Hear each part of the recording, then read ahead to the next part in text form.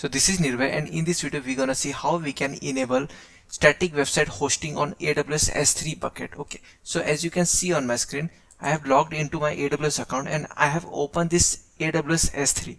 Okay, so what you need to do, you need to simply create a bucket by clicking on create bucket, and you can name any. So let I name it as test Nirvay. Okay, and you need to unselect this because by default it blocks all public access to your bucket. Okay, so I will be unselecting this, and you need to acknowledge this and simply go down and click on create bucket. Name is already taken. Okay, so I need to take some different name. So let I take 002. Okay, so here basically your bucket name need to be unique. Okay, so now my bucket test nearby 002 has been created. So let I open it. Now we need to upload the objects. Which objects? Our HTML file. Okay, so I have already created. So let I show you that index.html file. So if I double click on this, you can see the page something looked like this. Okay, and also I have created an error.html file. Okay, so it looks like something like this. So I will let you know what this error.html file is used for. So again go back and to your page, click on upload and simply click on add files and upload both error and index. And don't worry, I will be providing the code for both the file, that is for index.html as well as for error.html in the chat section. Okay, so as you can see, this was the content for that file, that is for index.html and for error.html. So let us simply click on open and click on upload. Okay, so our both objects has been uploaded. So simply hit on this close. So you can see both objects were uploaded. So now the next step is you need to go on properties and scroll down.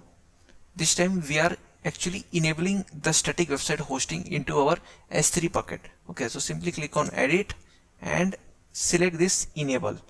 So this will enable the static website hosting on your S3 bucket. And here it is asking for enter the file name. Okay, so what was our file name?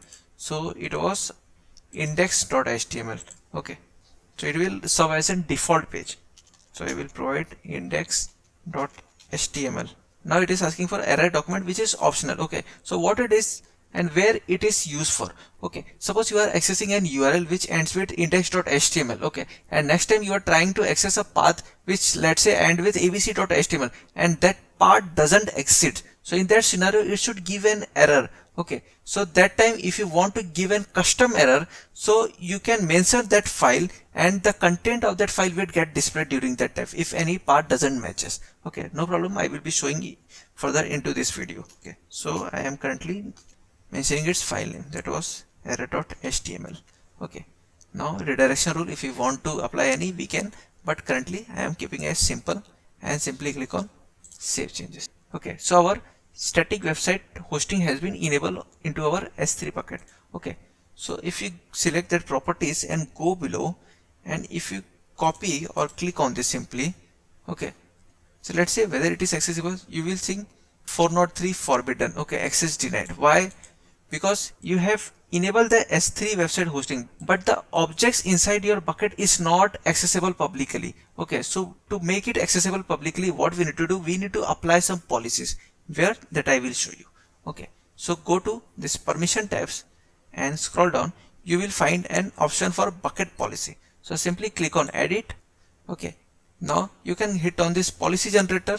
It will take you to the next page, and in this type you have to select S3 bucket policy and effect allow. Principal means to whom you want to give access to. I want to make it publicly accessible. Okay, so what I will give? I will give here star. Action, what action? You want to make your objects to be publicly accessible. So in short, what you want to give access to get that object. To whom? To all peoples. Okay, so that we already mentioned. And now to get object. So I will selecting that get object. Now you can mention your S3 bucket ARN, from where you can find. Let I open this bucket in a new page, and in properties if you go, you can find the ARN for your S3 bucket. Okay, but if you copy and paste it over here, so it will generate an error. Okay, so to keep it simple, I am providing resources at star. Later on we will modify it. Okay, and click on add statement and click on generate policy. So this has generated an policy. So let I copy this, okay, and simply paste it.